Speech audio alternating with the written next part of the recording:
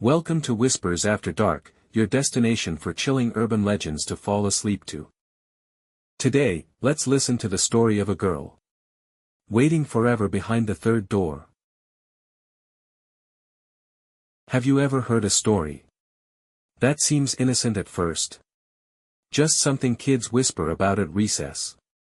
A little creepy, maybe. A bit strange. But nothing real. That's what I thought too. Until I went back. When I was 10, I studied at a small elementary school in Saitama Prefecture. The building was old, 3 floors, faded white walls, and long, echoing hallways. It always smelled faintly of chalk and warm bento boxes. The kind of place that holds its own memories, even after all the kids go home. And of course, like any old Japanese school, it had that bathroom. The one on the 3rd floor. Girls' side. End of the hall. 3rd stall. We used to dare each other to go inside. The ritual was simple. You go in alone. Close the door. Knock 3 times on the 3rd stall and say, "Hanako-san, are you there?" Then wait. Most of the time, nothing happened. You just hear silence, maybe someone giggling in the hallway. But sometimes, people said they heard a voice. A small, gentle voice. Yes. I'm here. At that age, I thought it was funny. Like a game. We didn't believe in ghosts. We believed in Pokemon and soda-flavored candy. But then something happened. Something that stayed in the back of my mind for years. There was a girl in our class, Miho. She was quiet. Always had her hair tied back in a low ponytail, and she smelled like lavender soap. She didn't talk much, but she always smiled when you looked at her. One day, after lunch, we were sitting near the shoe lockers when Miho said, "I went to see Hanako yesterday." We all froze. Someone laughed nervously. Did she say hi? Miho nodded. She was crying. That made us uneasy. It wasn't part of the game. Hanako was supposed to be scary, not sad. She said her feet hurt, Miho added. What? She doesn't wear shoes. The floor is cold. She said she missed her mom. We didn't know what to say. Miho wasn't the type to joke. But how could that be true? That night, I couldn't sleep. I kept thinking about that 3rd stall. About cold tiles under bare feet. About someone, alone, behind a door that never opens. And the next day, Miho was absent. The teachers said she was sick. A week passed. Then 2. Eventually, she just never came back. Her desk stayed empty for a while. Then one day, it was gone. And no one talked about her again. But I remembered. Years later, I returned to that school. Just for a visit. I was 21, in university. Thought it'd be fun to walk through the halls again. Everything was smaller than I remembered. The walls looked duller. The shoe lockers tiny. But the 3rd floor bathroom was exactly the same. Something pulled me there. I stood in front of the 3rd stall. My reflection in the cracked mirror looked older, but my hands still trembled like I was 10. I knocked. 3 times. Hanako-san, are you there? I waited. Silence. And then, a sound. Not a voice. Not words. Just, a soft thump. Like bare feet landing gently on cold tile. I ran. Later, I looked up the legend again. Different schools have different versions. Some say Hanako wears a red skirt. Some say she has no eyes. Some say she died in a bombing. Others, that she was pushed. But in all versions, she waits. In the bathroom. 3rd stall. Alone. And now, I wonder, what if Miho was telling the truth? What if Hanako doesn't want to scare us? What if she's still waiting for someone, anyone, to listen? They say ghosts don't linger without reason. That they stay because something holds them here. A memory. A regret. A truth no one believed. For Hanako, maybe it's all three. After my visit to the school, I couldn't stop thinking about what I heard. That soft thump. Like bare feet. Like someone waiting behind the door. I told myself it was just imagination. That old building's creak. That childhood memories play tricks. But it didn't feel like a memory. It felt like a warning. A few days later, I got a message from an old classmate, Yuki. We hadn't talked in years. She asked if I remembered Miho. Of course I did. She said something strange: her younger cousin had just transferred to that same school, and mentioned a girl in the third-floor bathroom. Not a student. A girl in a red skirt, with long black hair. Crying in the third stall. I felt my chest tighten. She said the girl talks to her, Yuki added. Said she doesn't want to be alone anymore. I didn't know what to say. But I knew I had to go back. Not just for curiosity. For Miho. For the girl who was never seen again. This time, I went during school hours. I told the staff I was visiting for research. They let me in. The hallways were brighter now. New lights. Painted walls. But the third-floor bathroom still had that smell. Faint. Old. Damp. I waited until the hallway emptied. Then walked in. The mirrors were cleaner now, but still warped at the edges. The lights above flickered once.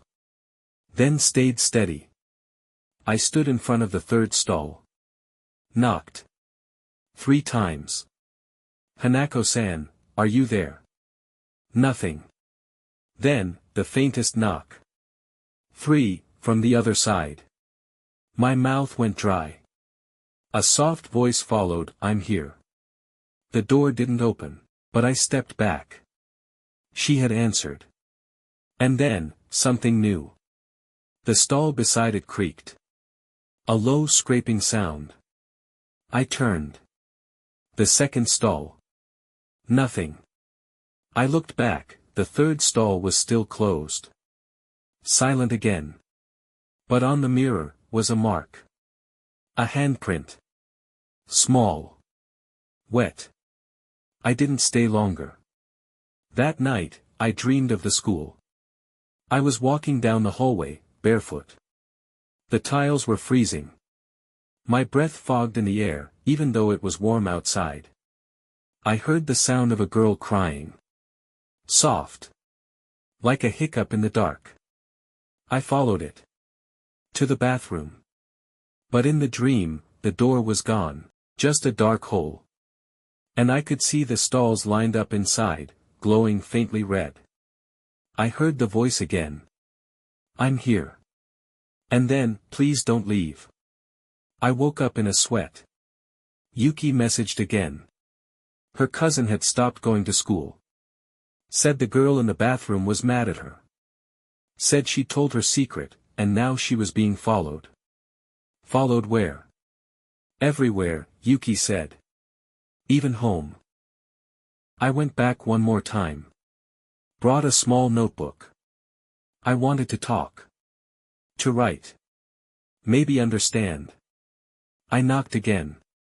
Same voice. Same answer. I'm here. I spoke softly. Why are you here? Silence. Then. Because I wasn't found. What do you mean? But she didn't answer. The light above me flickered. A drop of water hit my shoulder. I looked up. The ceiling had no leak. I looked back down, and saw the door of the stall, slowly creaking open. Inside, empty. Just an old pair of school shoes. Covered in dust. And a small paper crane. Crushed in one corner. There are stories we inherit. And there are stories we uncover, piece by painful piece. Hanako's wasn't written in books. It lived in whispers. Graffiti. The space between footsteps in an empty hallway. After the third visit, I couldn't sleep. Not because of fear. But because I felt I was missing something. As if she had said more than I could hear. I returned to the school, again. But this time, I didn't go straight to the bathroom. I went to the library. Back in the dusty archive room, where they kept old yearbooks. Stacks of faded photos. Handwritten margins. Class photos in sepia. It was Yuki who found it. "Look," she said, pointing to a third-grade class from 1977. "There, second row, far left. A girl with long bangs. A red ribbon in her hair. Name, Hanako Yamada. She looked so normal. Just like the others. Smiling. But what stood out, was the note beneath the class list. Missing. Date unknown. Assumed runaway. No follow-up. No search report. Just, missing. We dug deeper. Asked around. Found an old janitor who had worked at the school back then. Mr. Saito. Retired. Lived nearby. He invited us in. Tiny apartment. Smelled of old tea and floor wax. When we asked about Hanako, he went quiet. I remember her, he said slowly. Quiet girl. Always polite. Liked folding paper cranes. What happened to her? Yuki asked. He shook his head. They said she ran away. But kids talked. Said they heard screams. Said she never left. He looked toward the window. They sealed the bathroom for a while. But things kept happening. Like what? Doors opening by themselves. Water running. Once, a teacher fainted in there. Said she saw a girl in the mirror, crying. I left with more questions than answers. That night, I dreamed again. This time, I was not in the hallway. I was inside the stall. Everything was dark. I felt the tiles under my feet. Cold. The air was damp. I heard voices outside. Kids laughing. But they couldn't hear me. I knocked on the door. 3 times. And said, I'm here. I woke up gasping. What if I wasn't dreaming her story? What if she was dreaming through me? I messaged Yuki. Do you still have that yearbook? She did. I flipped through the pages again. Found Hanako's photo. And something I hadn't noticed before. Behind her, faint, almost like a blur, was a mirror. And in that mirror, a shadow. Another girl. Or was it just bad lighting? I wasn't sure. Then, something strange happened. I visited a bookstore downtown. Looked for any folklore books on school ghosts. One dusty volume mentioned a case from 1977. A girl found dead in a locked bathroom stall. No marks. Just, lifeless. The page was torn. But in the margin, someone had written in pencil, she waited too long. Now she never leaves. Yuki called again. Her cousin had been hospitalized. He wouldn't talk. Just kept repeating, she's waiting, she's waiting. We didn't know what to do. But I had a feeling. If we were to understand her, we needed to see what she saw. So I made a decision. The next morning, I packed a small bag. Paper. Pens. A camera. And an offering, a paper crane. I was going to spend a night at the school. Inside the third-floor bathroom. I didn't tell anyone at school what I planned. Just Yuki. We met in front of the school gates at 10 p.m. A breeze moved the tree branches like arms in slow motion. The school loomed in the dark, familiar, yet strange without its noise and light. She gave me a flashlight. A warm can of tea. And a look that said, be careful. I promised I would. Then I walked up the stairs alone. The building creaked with every step. Inside, it smelled of chalk and old paper. Lockers lined the hall like silent sentries. I made my way to the third floor. The hallway stretched long and empty. The windows reflected my shadow, thin and unsteady. And at the end, the bathroom door waited. I pushed it open. Everything looked normal at first. The lights flickered but stayed on. The tiles were pale blue, cracked in places. I picked the third stall. It was just a stall. Just 4 walls and a toilet. But as I sat, I felt it, a weight in the air. Not evil. Not warm.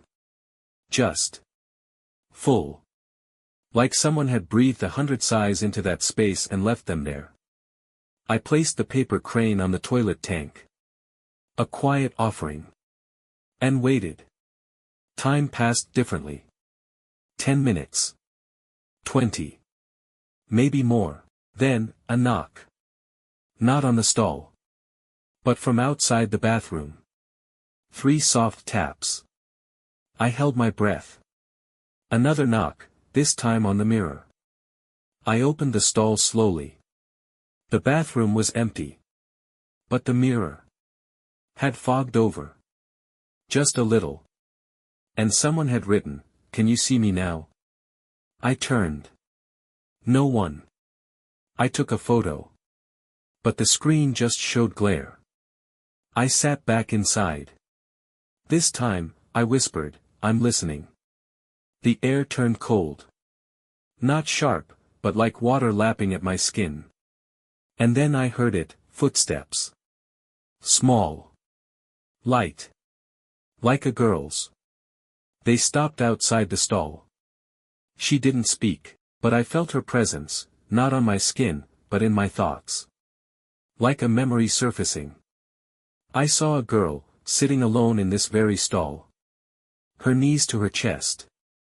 Her uniform wrinkled. She was crying. The door was locked. But someone kept knocking. Again. And again. Until they forced their way in. Then, silence. I snapped back. My own heartbeat sounded loud. The flashlight flickered. And in the mirror, a figure. A girl with long black hair. A red ribbon. She wasn't looking at me. She was looking into the past. I whispered, "Is this what happened to you?"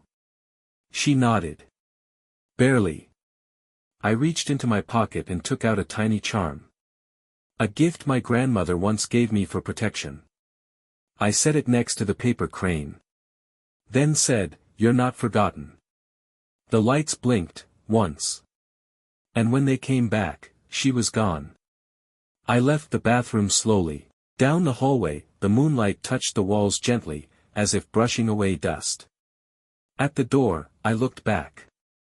For a moment, just a second, I saw her. Smiling. Not with sadness. But with peace. She didn't follow me. She stayed. I never heard knocks again. But sometimes, when I pass a school at night, I think of her. Still waiting. Still listening. But maybe, now, someone has finally heard her. It's been months now. The school looks the same. Students walk its halls. Teachers lecture, bells ring, and life goes on. But for me, something changed. I carry her story now. Not like a ghost on my shoulder. But like a folded note in my pocket, always there, even when I forget it's there. Yuki and I stopped visiting the bathroom. We didn't need to. The hallway no longer gave us chills. And when we walked past the third stall, it stayed silent. No knocks. No whispers.